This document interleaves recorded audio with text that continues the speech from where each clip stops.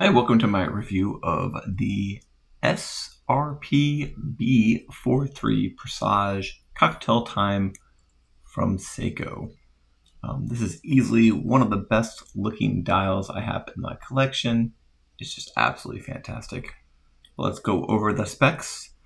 The case is fully polished and comes in at 40.5 millimeters with 11.8 millimeters of thickness, and it is all in stainless steel. I have the crown at the 3 o'clock, and it is signed with a Seiko S. The water resistance is 50 meters, and the lug width is 20 millimeters. Lug tip to lug tip is 47.5 millimeters. It normally comes on a shiny patent leather strap, which is terrible, so that's why I have it on a brown cowhide right now. The crystal is a box-shaped Hardlex crystal, and the dial is this really nice ice blue sunburst. It has these really kind of actually pretty good dolphin hands here that I really like. The movement in the back is a 4R35. We'll get to more on that in just a bit, but it does have a display case back, which is always kind of a fun feature.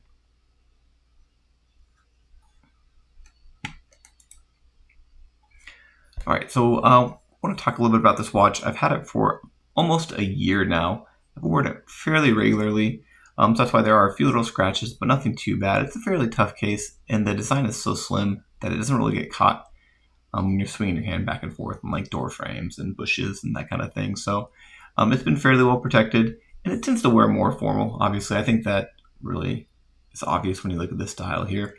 So I don't wear it very casually that often, but I do like to wear it, kind of dressing it down on this brown cowhide. So the black strap that it comes on it's really terrible. It's shiny, it's black, it's got like blue stitching on it, and it's got a deployment clasp that's backwards. It's confusing. So I took it off. There are other reviews if you want to watch it out there that actually have the original leather strap on there, but I highly recommend that if you get this watch, you buy a strap that you'll like as well. So that's one thing I don't like about it. Something else is the movement. Obviously, this 4R35 is just a fantastic movement overall. There's really no complaints about it, except for the fact that it would be nicer to see in a watch that's this formal, a higher end movement as well. So something from the 6R series, sort of like the SARB had. This watch is actually sort of a remake, almost a reissue of a SARB 065 that was part of their Cocktail Time collection. I believe it was JDM only, so this is more of a watch geared towards the US market. And I'm glad we finally got it. It makes these a lot more accessible, but they did dial down a few things that I would have liked to see them keep.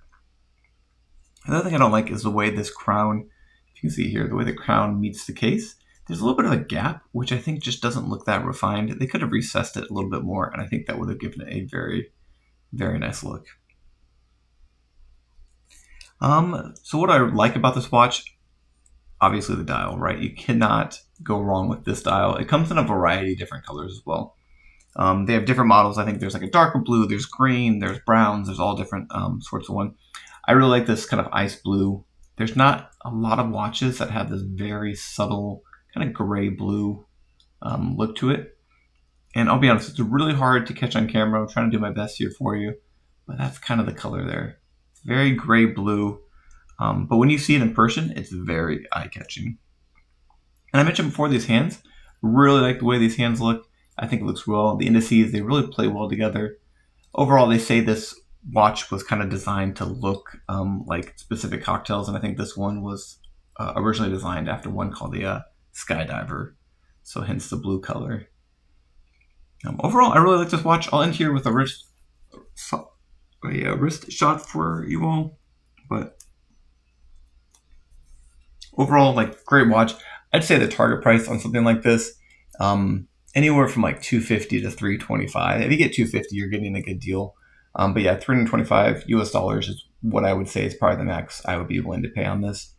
Because you also got to account for ordering a new strap, because the one it comes on is terrible.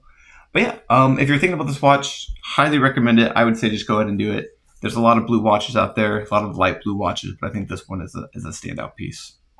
Cool. Let me know in the comments if you have any questions, or if there's if you want a link to the strap here. It's just a cheap Hemsut strap, but I can include a link there if you all are interested. Cool. All right. Thanks.